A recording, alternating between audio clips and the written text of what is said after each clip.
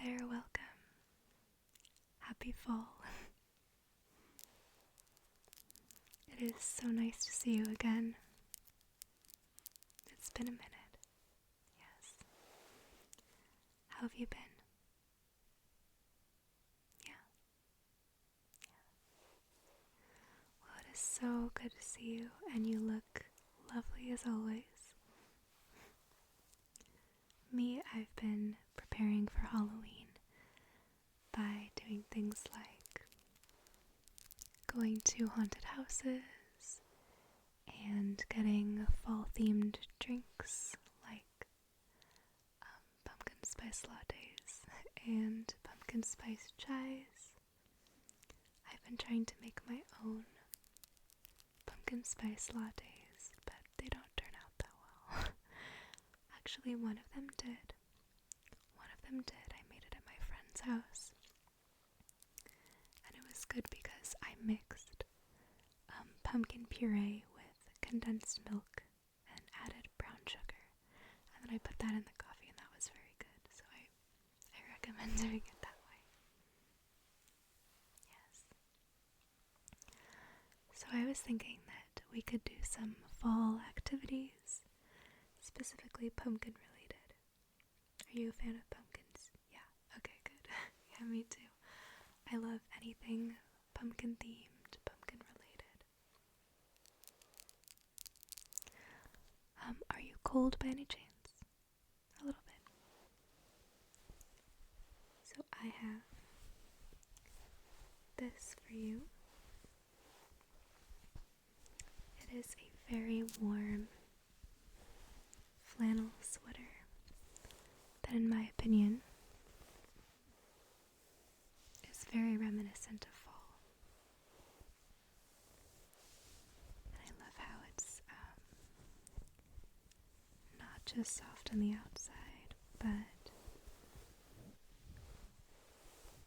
it also has this extra soft layer on the inside that makes it especially comfortable and warm. Do you want to wear it? Yeah, okay. But you don't have to get up, I'll just put it on you, okay? Yeah, just stay where you are. And I will just put this sweater on you. Okay. There we go. Oh, you look so good. You look really good in that. Do you mind if I just fix the collar a little bit? Yeah. There. Good. Oh, you look so fall themed already. Actually, if you like to smell like fall too, I have an option for you.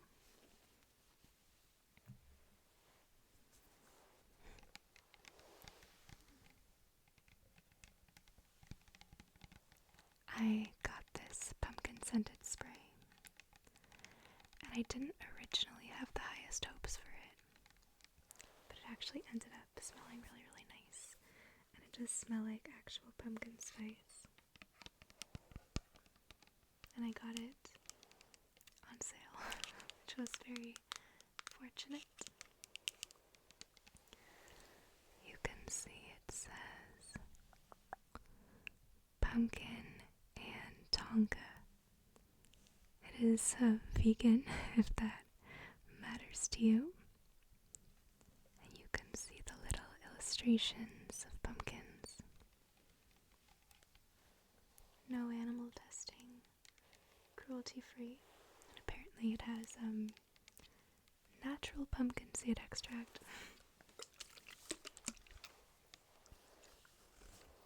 Do you want some? Okay, I thought you would say so.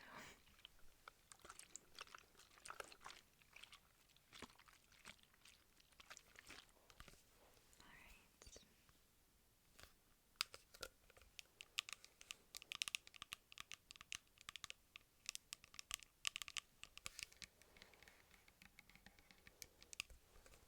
Let me open it.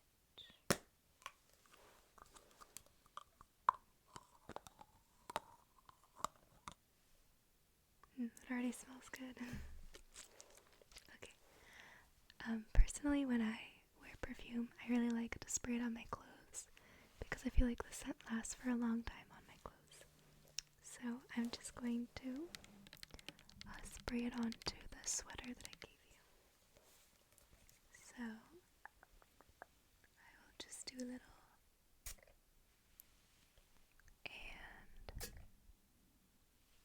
nice. Oh, do you smell that? That's so good. Yeah, that's really lovely. I've been doing a little bit of fall decorating. Not a whole lot because I didn't want to go out of my way to buy new things, but I found a couple things, including this little friend that my friend gave me. And I had displayed this because I just think it's so cute. You can see it's a little fox with a scarf, and it looks like the body of the fox is crocheted, and see the little arms are crocheted and the little legs, but the head is needle felted, and then he has this little hanger where you can hang him up. I prefer to just kind of set him down. But isn't that just so cute? I feel like that's the perfect little fall accessory. Here, you can hold him if you like. Yeah, he's really fun to hold. I tried needle felting a few times and I really enjoyed it, but I didn't really continue with it. And I have this too, which I think is, yeah, this looks like it's also needle felted. It is a pumpkin made entirely out of wool. It's a very strange item.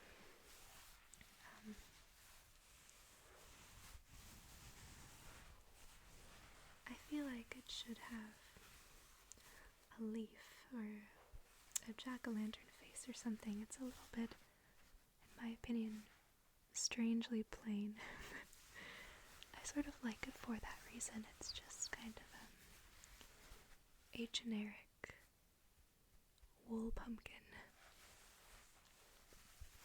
So I was displaying this on my bookshelf over there, and I was putting the little guy against the pumpkin like this.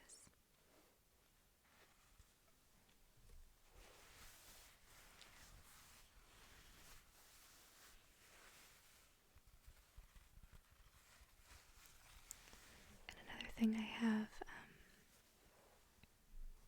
is this.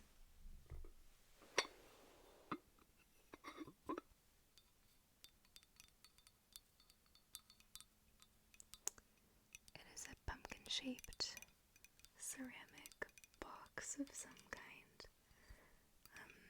I'm not really sure what its intended purpose is. It sort of just exists. I suppose you could put like candy in it. It's currently empty. And I think it's very cute, so I also have this on display. I really quite like that the stem is golden.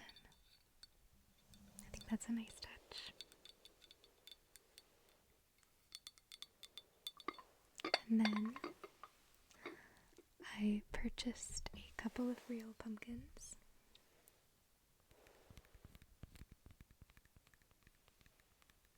I have this one just because it's so small and cute. And it makes the loveliest sound.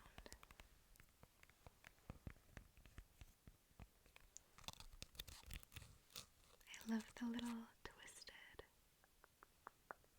twisted stem.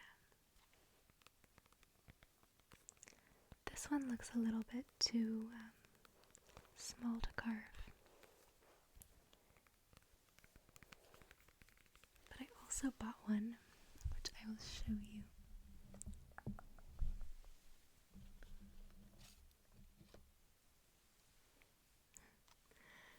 one that's still small but a little bit bigger. And I think this one will be much better for carving. Actually, why don't we think of a design to put on it?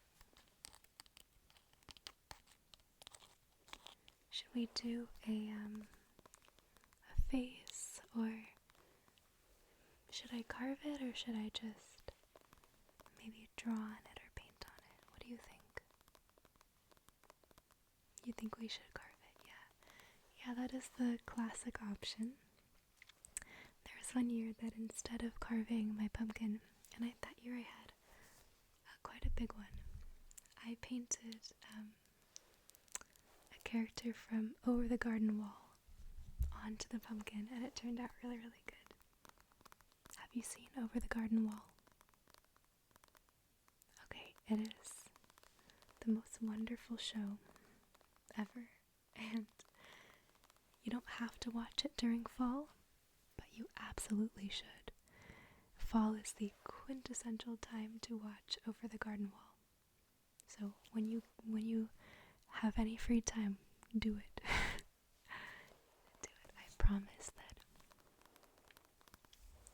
you will really, really enjoy it. Yeah.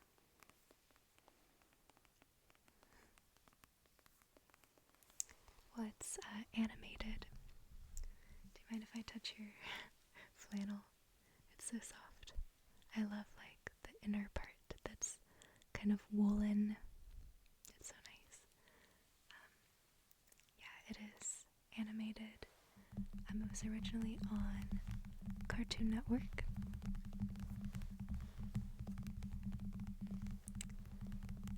It's just so good. It is a 10-episode miniseries about these two kids who get lost in the woods, and they encounter all of these strange people. I have merch. Where's my Over the Garden Wall merch? My friend got me a shirt from Over the Garden Wall, and I actually wear it all the time, but I think it's in the laundry. I think it is in the laundry. Otherwise, I would show it to you. But, I've been seeing a lot of Over the Garden Wall fan art and fan animations on social media lately, and it just makes me so happy because I was a little bit afraid that people would start to forget that show over time, but it doesn't look like it. It looks like it still has lots of loyal viewers, including you, so you should go watch it if you have not. I love the smell of pumpkins, especially the stem. It's very fragrant. Okay, so you think we should carve it? Yeah. I'm not gonna carve it right now, but we can put a face on it together. We can put a little face, decide what we want the carving to look like, because I think that carving the pumpkin would be a little chaotic. So maybe you and I can do that another time. Once I have a good setup and an area that I'm not afraid to get pumpkin things on. But yes, we can absolutely plan out a little design for the pumpkin.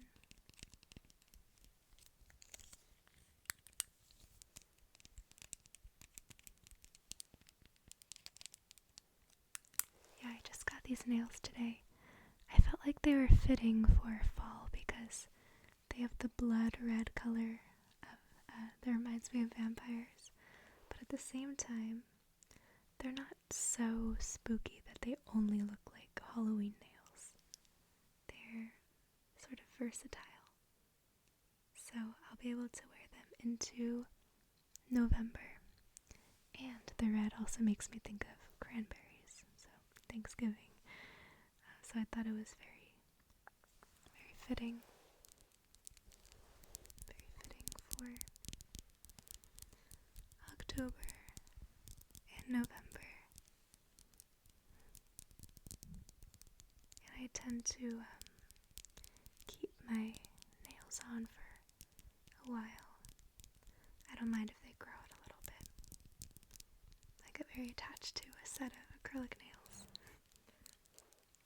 Anyway.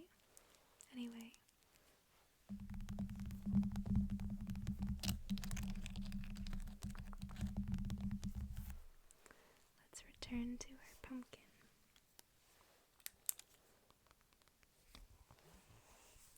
So, typically I know the eyes. Let's put the eyes on the cleaner looking side.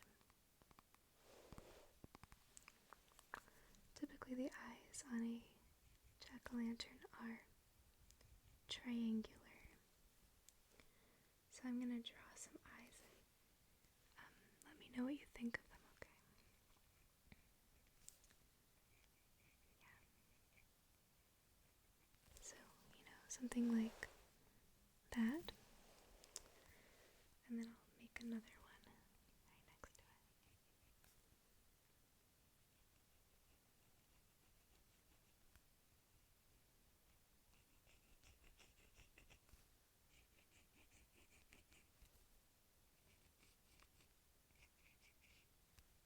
Hopefully these aren't too close together, that it will be easy to cut it. Do you think that's okay? Yeah, okay. I trust you. I trust your judgment. I feel like you, in that flannel, smelling like pumpkin spice, you absolutely look like a pumpkin expert, so I'm just gonna take your word for it. I think that should be your look from now on. And your scent. I think that should be your scent from now on. I'll do a little nose here. Little nose. Like that. It's quite small for a nose, but I think it will have to do. Oh, I forgot. We're supposed to cut this part, right? So I will just mark a little area where we can cut a little circle around the top of the pumpkin.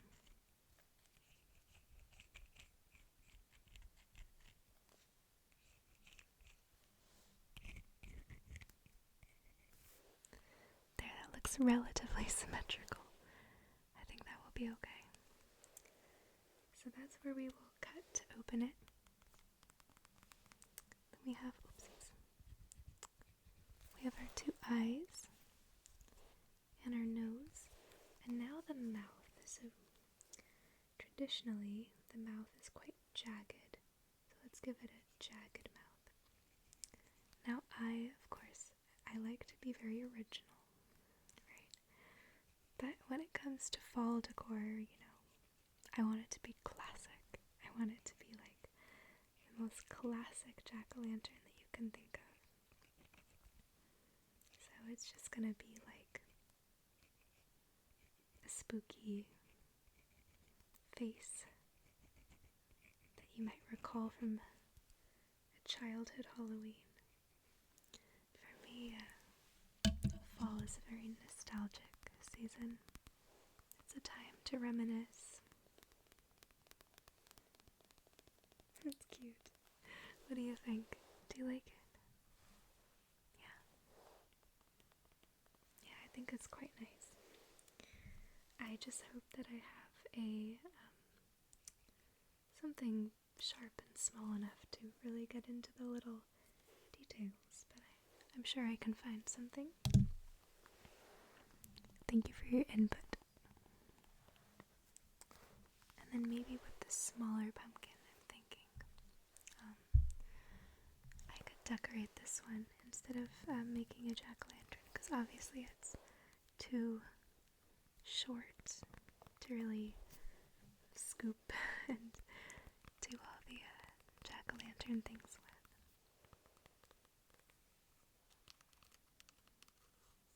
So yeah, I might paint it or draw little designs, or I could do another over the garden wall character. I think I did Word that year. That was a long time ago. I was 17. That was a minute ago. So I could do a little callback to that Halloween. And I could do the frog from Over the Garden Wall, who goes by many names throughout the series. So maybe I'll do that. I might do that. Yeah. Cool. So we've done a few pumpkin activities. I was thinking, now that you're warm and you smell like pumpkin spice, and you've seen my little pumpkin collection, would you like to look at a book? A bedtime story, if you will, but not really, because it's not a story exactly. Yes? Okay. I knew you would say yes. I thought you would enjoy this book. It is called Flower Fairies of the Autumn. And if you're unfamiliar with her, the artist is Cicely Mary Barker. And I have loved her fairy illustrations since I was very young. And I named my cat after her.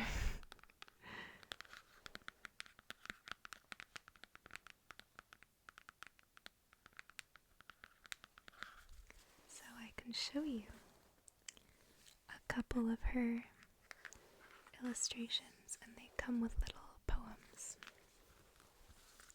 It's just so cute.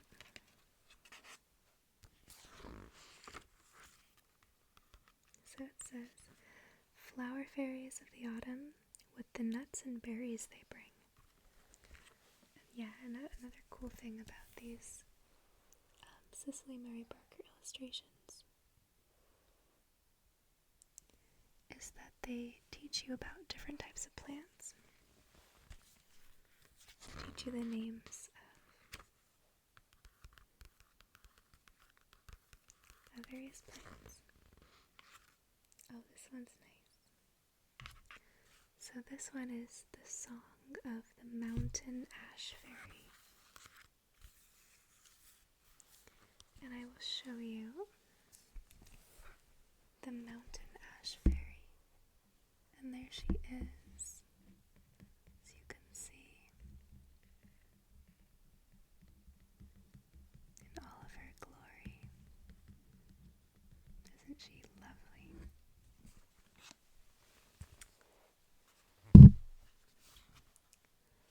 They thought me once a magic tree of wondrous lucky charm, and at the door they planted me to keep the house from harm.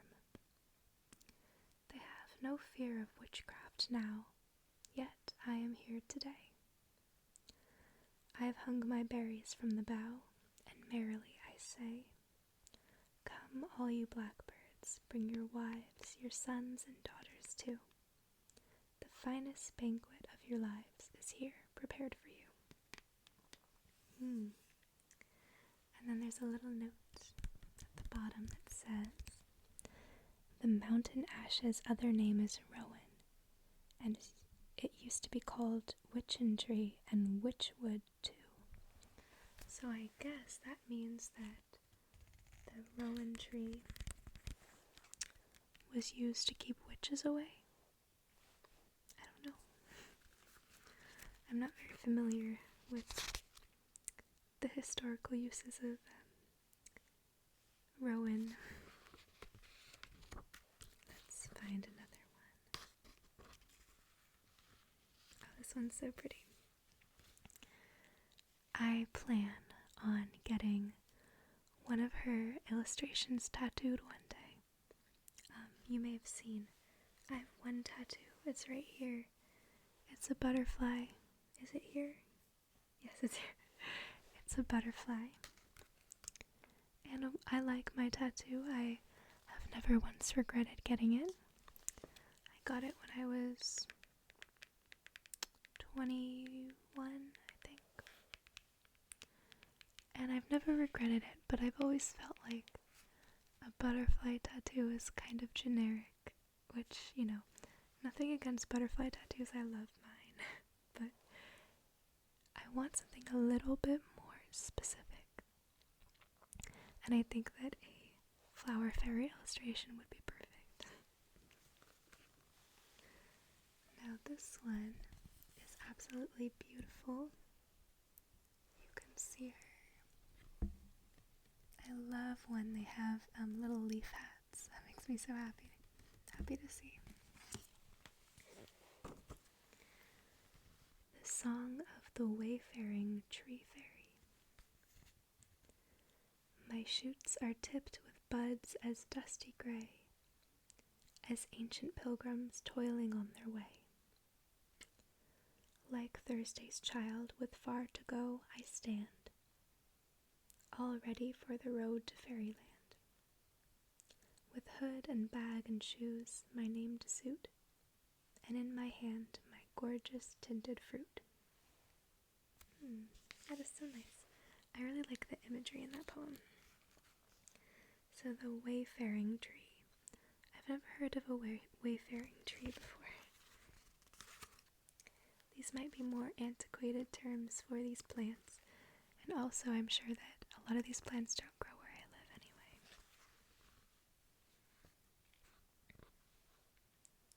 Let's do maybe one more. Oh, I love this one. I love this illustration so much. This is so cute. I love when fairies have acorn hats. That just makes me so happy. And look at this little fellow who has an acorn hat, as you can see. So cute. The Song of the Acorn Fairy. To English folk, the mighty oak is England's noblest tree. Its hard-grained wood is strong and good as English hearts can be. And would you know how oak trees grow? The secret may be told. You do but need to plant for seed one acorn in the mold. And even so, long years ago, were born the oaks of old. I love oak trees. Yeah. We definitely have oak trees where I live. A lot of them. I always thought that they felt very wise. They felt like wise trees with a lot of memories.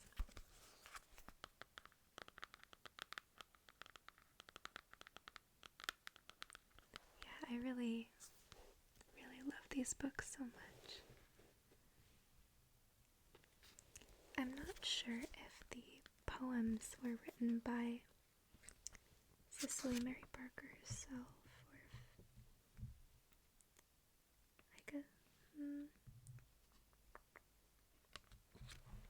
because I know that they're her watercolors, but I'm not entirely sure who wrote the little poems.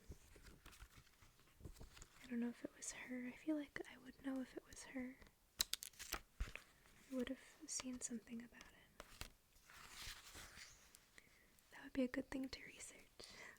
But yeah, did you enjoy the fairy poems? Good. That's good. Okay. Well, it's getting late, but thank you so much for experiencing the book and all of the cute pumpkins and even the fake pumpkins. and talking about fall with me. I hope that you have a good one and take care of yourself, and that you enjoy fall today.